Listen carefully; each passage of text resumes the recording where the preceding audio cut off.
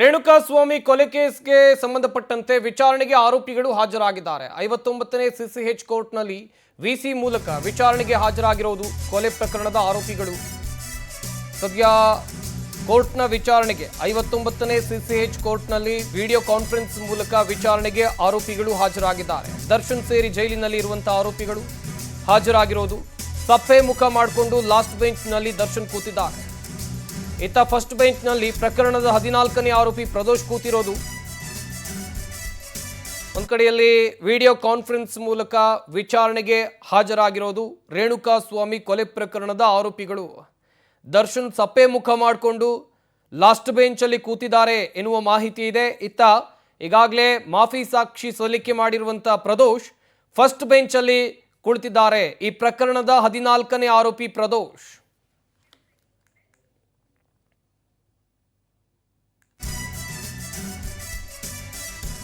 ವಿಚಾರಣೆಗೆ ಪವಿತ್ರ ಗೌಡ ಲೇಟ್ ಆಗಿ ಹಾಜರಾದ್ರು. ಇದಕ್ಕೆ ಜಡ್ಜ್ ಗರಂ ಆಗಿದ್ದಾರೆ. ಯಾಕೆ ಲೇಟ್ ಆಯ್ತು, ಹೆಡ್ಫೋನ್ ಯಾಕೆ ಯೂಸ್ ಮಾಡ್ತಾ ಇದ್ದೀರಾ ಅಂತೇಳಿ ಪ್ರಶ್ನೆಯನ್ನ ಮಾಡಿದ್ದಾರೆ. ವುಮೆನ್ಸ್ ಸೆಲ್ನಲ್ಲಿ ಹೆಡ್ಫೋನ್ಸ್ ಕೊಡ್ತೀರಾ ಅಂತೇಳಿ ಪ್ರಶ್ನೆಯನ್ನ ಮಾಡಿರೋದು. ಕೊಟ್ಟಿದ್ಯಾರು? ವಿಚಾರಣೆ ವೇಳೆ ಅಧಿಕಾರಿಗಳಿಗೆ ನ್ಯಾಯಾಧೀಶರು ಕ್ಲಾಸ್ ತೆಗೆದುಕೊಂಡಿದ್ದಾರೆ. ಇಲ್ಲ ಮೇಡಮ್, ನಾನು ಬಳಸಿಲ್ಲ ಅಂತೇಳಿ ಪವಿತ್ರ ಗೌಡ ಹೇಳಿದ್ದಾರೆ. ನಾನು ಗಮನಿಸಿದ್ದೇನೆ, ನೋಡಿದ್ದೇನೆ ಅಂತ ಜಡ್ಜ್ ಹೇಳಿದ್ದಾರೆ. ಈ ಬಗ್ಗೆ ಜೈಲಾಧಿಕಾರಿಗಳಿಗೆ ಕ್ಲಾರಿಫಿಕೇಶನ್ ಕೇಳಿದ್ದಾರೆ ನ್ಯಾಯಾಧೀಶರು ಎನ್ನುವ ಮಾಹಿತಿ ಕೂಡ ಇದೆ. ಇನ್ನೊಂದು ಕಡೆಯಲ್ಲಿ ವಿಚಾರಣೆಗೆ ಪವಿತ್ರ ಗೌಡ ಲೇಟ್ ಆಗಿ ಹಾಜರಾದ್ರು. ಇದಕ್ಕೆ ಜಡ್ಜ್ ಕೂಡ ಗರಂ ಆಗಿದ್ದಾರೆ. ಹಾಗೆಯೇ ಪವಿತ್ರ ಗೌಡ ಹೆಡ್ಫೋನ್ ಯೂಸ್ ಮಾಡ್ತಾ ಇದ್ರು, ಅದನ್ನು ಪ್ರಶ್ನೆ ಮಾಡಿದ್ದಾರೆ. ಪವಿತ್ರ ಗೌಡ ಸೇರಿ ಜೈಲು ಅಧಿಕಾರಿಗಳಿಗೆ ನ್ಯಾಯಾಧೀಶರು ಪ್ರಶ್ನೆಯನ್ನ ಮಾಡಿ ಕ್ಲಾಸ್ ತೆಗೆದುಕೊಂಡಿದ್ದಾರೆ ಎನ್ನುವ ಮಾಹಿತಿ ಇದೆ. ಜೈಲು ಅಧಿಕಾರಿಗಳಿಗೆ ಕ್ಲಾರಿಫಿಕೇಶನ್ ಅನ್ನು ಕೂಡ ಜಡ್ಜ್ ಕೇಳಿದ್ದಾರೆ. ಆರೋಪಿ ದರ್ಶನ್ ಕೋರ್ಟ್ಗೆ ಖುದ್ದು ಹಾಜರಾತಿ ವಿಚಾರಕ್ಕೆ ಸಂಬಂಧಪಟ್ಟ ಹಾಗೆ ನೇರವಾಗಿ ಹಾಜರುಪಡಿಸುವ ಬಗ್ಗೆ ಎಸ್ಪಿಪಿ ಒಂದ್ ಕಡೆಯಲ್ಲಿ ಆಕ್ಷೇಪವನ್ನ ವ್ಯಕ್ತಪಡಿಸಿದ್ರು. ಸುಪ್ರೀಂ ಕೋರ್ಟ್ ಆದೇಶವನ್ನ ಉಲ್ಲೇಖಿಸಿದ್ರು ಎಸ್ಪಿಪಿ ಪ್ರಸನ್ನ ಕುಮಾರ್. ಬಿಹಾರ ಪ್ರಕರಣವೊಂದರ ಜಡ್ಜ್ಮೆಂಟ್ ಅನ್ನ ಉಲ್ಲೇಖಿಸಿದ್ರು. ಎಸ್ಪಿಪಿಗೆ ಪ್ರಕರಣದ ಆದೇಶದ ಕಾಪಿ ಸಲ್ಲಿಸೋಕೆ ಜಡ್ಜ್ ಹೇಳಿದ್ದಾರೆ. ಪ್ರಾಸಿಕ್ಯೂಷನ್ ವಾದ ಗಮನಿಸಿ ಆದೇಶ ನೀಡೋಕೆ ಕೋರ್ಟ್ ಸೋಮವಾರಕ್ಕೆ ವಿಚಾರಣೆಯನ್ನ ಮುಂದೂಡಿದೆ. ಸದ್ಯ ನ್ಯಾಯಾಲಯ ಸೋಮವಾರಕ್ಕೆ ವಿಚಾರಣೆಯನ್ನ ಮುಂದೂಡಿದೆ ಎನ್ನುವ ಮಾಹಿತಿ ಇದೆ. ಆರೋಪಿ ದರ್ಶನ್ ಕೋರ್ಟ್ಗೆ ಖುದ್ದು ಹಾಜರಾತಿ ವಿಚಾರಕ್ಕೆ ಸಂಬಂಧಪಟ್ಟ ಹಾಗೆ ನೇರವಾಗಿ ಹಾಜರುಪಡಿಸುವ ಬಗ್ಗೆ ಎಸ್ಪಿಪಿ ಪ್ರಸನ್ನ ಕುಮಾರ್ ಅವರು ಆಕ್ಷೇಪವನ್ನು ವ್ಯಕ್ತಪಡಿಸಿದ್ರು. ಅಷ್ಟೇ ಅಲ್ಲದೆ ಬಿಹಾರದ ಪ್ರಕರಣವೊಂದನ್ನು ಕೂಡ ಅವರು ಉದಾಹರಣೆಯಾಗಿ ಕೊಟ್ಟಿದ್ದಾರೆ.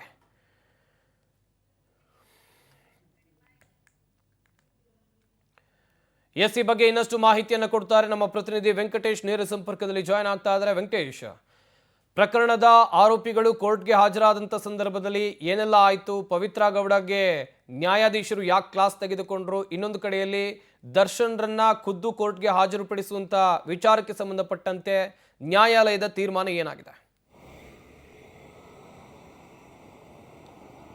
ಸದ್ಯ ರೇಣುಕಾಸ್ವಾಮಿ ಕೊಲೆ ಪ್ರಕರಣ ಸಂಬಂಧಪಟ್ಟಂತೆ ಈಗಾಗಲೇ ಏನು ಖುದ್ದು ದರ್ಶನ್ ಅಂಡ್ ಟೀಮ್ ಏನಿದೆ ಅವರು ನ್ಯಾಯಾಲಯಕ್ಕೆ ಹಾಜರಾಗಬೇಕು.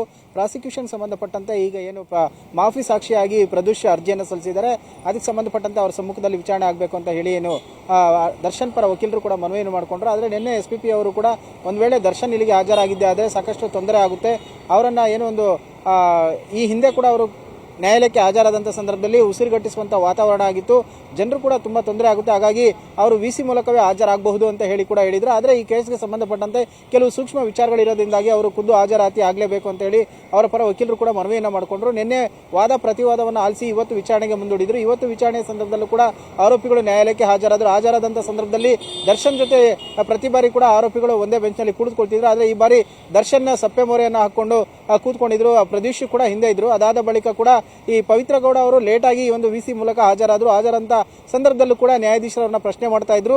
ಹೆಡ್ಫೋನ್ ಅನ್ನು ಹಾಕಿ ಕೂತ್ಕೊಂಡಿದ್ದೀರಾ, ನಿಮ್ಗೆ ಯಾರು ಕೊಟ್ಟಿದ್ದು ಏನು ಅನ್ನೋದ್ರ ಬಗ್ಗೆ ಕೂಡ ಒಂದು ಪ್ರಶ್ನೆಯನ್ನ ಮಾಡ್ತಾ ಜೈಲು ನಿಯಮಾವಳಿಗಳ ಪ್ರಕಾರ ಯಾಕೆ ಹೆಡ್ಫೋನ್ ಹಾಕೋಬಾರದು ಅನ್ನೋದೇನು ಗೊತ್ತಿಲ್ವಾ ಅಂತ ಹೇಳಿ ಜೈಲಾಧಿಕಾರಿಗಳನ್ನು ಕೂಡ ಆ ಪ್ರಶ್ನೆ ಮಾಡುವಂತ ರೀತಿಯಲ್ಲಿ ಕೂಡ ಕೇಳಿದ್ರು. ಸದ್ಯ ಈ ವಿಚಾರಣೆಗೆ ಸಂಬಂಧಪಟ್ಟಂತೆ ಎಸ್ಪಿಪಿ ಅವರು ಕೂಡ ಒಂದು ಪ್ರಕರಣದ ಒಂದು ಸಾರಾಂಶವನ್ನ ಅವರಿಗೆ ಹೇಳ್ತಾ ಬಿಹಾರದ ಒಂದು ಪ್ರಕರಣ ಏನಿದೆ ಅದನ್ನ ತಿಳಿಸ್ತಾ ಈ ಖುದ್ದು ವಿಸಿ ಮೂಲಕವೇ ಆರೋಪಿಗಳು ಹಾಜರಾಗಬಹುದು ಅನ್ನೋದನ್ನು ಕೂಡ ಹೇಳಿದ್ರು. ಹಾಗಾಗಿ ಆ ಒಂದು ಪ್ರಕರಣದ ಏನು ಸಾರಾಂಶ ಇದೆ ಅದನ್ನ ನ್ಯಾಯಾಲಯಕ್ಕೆ ಒದಗಿಸಿ ಅಂತ ಕೂಡ ಹೇಳಿದ್ರು ಮಧ್ಯಾಹ್ನದ ಒಳಗಡೆ. ಹಾಗಾಗಿ ಈಗ ಈ ಒಂದು ಪ್ರಕರಣ ಸಂಬಂಧಪಟ್ಟಂತ ಏನೋ ಒಂದು ತೀರ್ಪು ಮತ್ತೆ ವಿಚಾರಣೆ ಇರುತ್ತೆ ಅದನ್ನ ಸೋಮವಾರಕ್ಕೆ ಮುಂದೂಡಿರುವಂತಹದ್ದು ಸಂಪತ್. ವೆಂಕಟೇಶ್ ತಮ್ಮೆಲ್ಲ ಡೀಟೇಲ್ಸ್ಗಾಗಿ. ರೇಣುಕಾಸ್ವಾಮಿ ಕೊಲೆ ಕೇಸ್ನಲ್ಲಿ ಪ್ರದೋಷ್ ಮಾಫಿ ಸಾಕ್ಷಿಯಾಗಿದ್ದಾರೆ. ದೇವರಿಗೆ ಗೊತ್ತು ಅಷ್ಟೇ ಸಾಕು ಅಂತ ವಿಜಯಲಕ್ಷ್ಮಿ ಪೋಸ್ಟ್ ಹಾಕಿರೋದು. ಒಂದ್ ಕಡೆಯಲ್ಲಿ ಪ್ರಕರಣದ 14ನೇ ಆರೋಪಿ ಪ್ರದೋಷ್ ಮಾಫಿ ಸಾಕ್ಷಿಯಾಗಿದ್ದಾರೆ. ದೇವರಿಗೆ ಗೊತ್ತು ಅಷ್ಟೇ ಸಾಕು ಹೀಗಂತ ವಿಜಯಲಕ್ಷ್ಮಿ ಪೋಸ್ಟ್ ಹಾಕಿದ್ದಾರೆ. ಪ್ರದೋಷ್ಗೆ ತಿರುಗೇಟನ್ನ ಕೊಟ್ರ ದರ್ಶನ್ ಪತ್ನಿ ವಿಜಯಲಕ್ಷ್ಮಿ ಎನ್ನುವ ಪ್ರಶ್ನೆಗಳು ಹುಟ್ಟಿಕೊಳ್ತಾ ಇದೆ. ಇನ್ಸ್ಟಾಗ್ರಾಂನಲ್ಲಿ ಪೋಸ್ಟ್ ಅನ್ನ ಶೇರ್ ಮಾಡಿದ್ದಾರೆ ದರ್ಶನ್ ಪತ್ನಿ ವಿಜಯಲಕ್ಷ್ಮಿ. ಒಂದು ಕಡೆಯಲ್ಲಿ ಪ್ರದೋಷ್ ಈಗ ಮಾಫಿ ಸಾಕ್ಷಿ, ದೇವರಿಗೆ ಗೊತ್ತು ಅಷ್ಟೇ ಸಾಕು ಅಂತ ವಿಜಯಲಕ್ಷ್ಮಿ ತಮ್ಮ ಇನ್ಸ್ಟಾಗ್ರಾಮ್ ಸ್ಟೋರಿಯಲ್ಲಿ ಮೆನ್ಷನ್ ಮಾಡಿರೋದನ್ನ, ಪೋಸ್ಟ್ ಹಾಕಿರೋದನ್ನ ನೀವಿಲ್ಲಿ ಗಮನಿಸ್ತಾ ಇದ್ದೀರಾ. ಬೇರೆ ಬೇರೆ ದೇವಸ್ಥಾನಗಳ ಫೋಟೋ ಇದೆ, ಅಲ್ಲಿ ವಿಜಯಲಕ್ಷ್ಮಿ ಈ ರೀತಿಯಾಗಿ ಬರೆದುಕೊಂಡಿದ್ದಾರೆ, ದೇವರಿಗೆ ಗೊತ್ತು ಅಷ್ಟೇ ಸಾಕು ಅಂತ.